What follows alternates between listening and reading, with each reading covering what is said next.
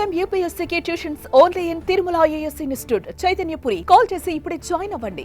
ఆంధ్రప్రదేశ్లోని అనకాపల్లిలో ఘోర ప్రమాదం చోటు చేసుకుంది. కోటవురిట్ల మండలం లాసపట్నంలో బాణాసంచ తయారీ కేంద్రంలో భారీ పేలుడు సంభవించడంతో 6 మృతి చెందారు. మరో 7 తీవ్ర గాయాలయ్యాయి. కోటవురుట్ల మండల కేంద్రానికి 3 కిలోమీటర్ల దూరంలో తారాజువుల తయారీకి పేరొందిన ఈ కర్మాగారంలో బాణాసంచ తయారు చేస్తున్న సమయంలో భారీ పేలుడు సంభవించి అగ్నికిలలు ఎగసిపడ్డాయి. ఈ పేలుడు ధాటికి నిర్మాణం ఒక్కసారిగా కుప్పకూలిపోయింది.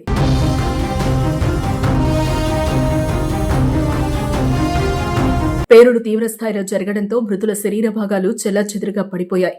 క్షతగాత్రుల్లో ఒకరిద్దరి పరిస్థితి విషమంగా ఉండడంతో మృతుల సంఖ్య పెరిగే అవకాశం కనిపిస్తోంది. ఘటనపై సమాచారం అందుకున్న పోలీసులు అధికారులు సంఘటనా స్థలానికి చేరుకుని సహాయక చర్యలు ప్రారంభించారు. అగ్నిమాపక సిబ్బంది మంటలను అదుపు చేశారు. ఆదివారం మధ్యాహ్నం జరిగిన పేలుడుతో పరిసర ప్రాంతాల వారు తీవ్ర భయాందోళనకు గురయ్యారు. పేలుడు ధాటికి పలు నిర్మాణాలు నేలమట్టమయ్యాయి. క్షతగాత్రులను నర్సీపట్నంలోని ఆసుపత్రికి తరలించారు. బాధితులు సామర్లకోటకు చెందిన వారుగా గుర్తించారు. భారీ ప్రమాదం జరగడం, ప్రాణ నష్టం జరగడంతో ప్రభుత్వం అప్రమత్తమైంది. ఘటనపై సీఎం చంద్రబాబు దిగ్భ్రాంతిని వ్యక్తం చేశారు.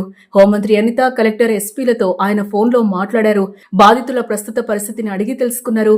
క్షతగాత్రుల ఆరోగ్య పరిస్థితిని సీఎంకు అధికారులు వివరించారు.